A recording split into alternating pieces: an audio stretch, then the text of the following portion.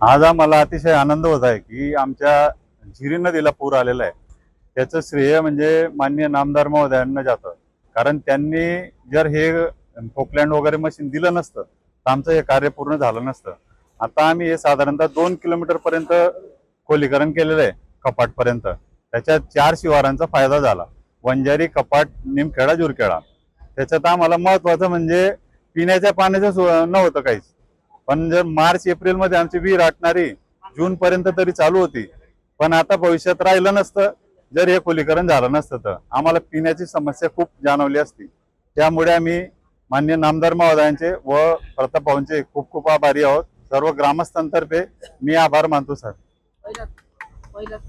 पहिल्याच पावसामध्ये झालेलं आहे आणि आम्हाला आठवत नाही ही गोष्ट, कारण हे पहिल्या पावसामध्ये कधी नदी भरली नाही आतापर्यंत। जेव्हापासून आता हे खोलीकरण असो किंवा नाही झालेली असो तरी सुद्धा आतापर्यंत असं घडलेलं नाही। आता हे पहिल्यांदाच खोलीकरण झालं आणि त्याच्यातही पहिल्याच पावसामध्ये एवढं भरलेलं आहे ते, आणि खोलीकरण साधारणतः 40 फुटाचं खोल आहे। जुरखेडा गावाला काही काळापूर्वी असं होतं की पिण्याच्या पाण्याचाही प्रश्न होता। 5-10 वर्षापूर्वी या गावात टँकरने पाणी आणावं लागत होतं। मे महिना, एप्रिल महिना, फेब्रुवारी, या जानेवारी नंतर इथे पाण्याचा मोठा तुटवडा येत होता।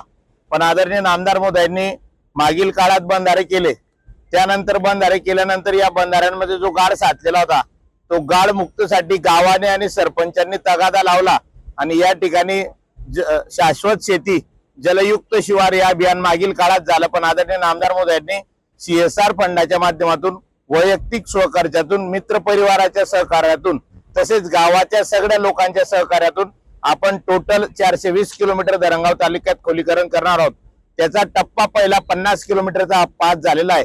या आपण बघतोय सकाळपासून की गेल्या एक दिवसात एवढा ओव्हरफ्लो बंधारा होणं, बाबांचं वय आपण बघतायत, माझंही वय बघतो, पण मी एवढं पहिल्या पावसात ओव्हरफ्लो बंधारे कधी बघितले नाही।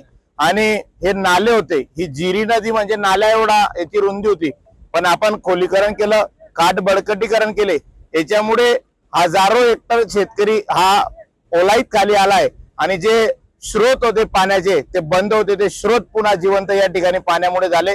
नामदार महोदयांचा संकल्प आहे की माझा शेतकरी हा सुजलाम सुफलाम झाला पाहिजे। शेतकरी हा त्याच्या कर्तृत्वावर आणि त्याच्या स्वतः हिमतीवर या ठिकाणी उभा राहिला पाहिजे। त्याच्यासाठी लागतं शेत, रस्ता आणि पाणी। त्याच्यामुळे युवक वर्ग सुद्धा पाणी असल्यामुळे 4 हंगाम नक्कीच या ठिकाणी घेतील आणि शेतकरी राजा हा सुजलाम सुफलाम आणि सक्षम बनेल।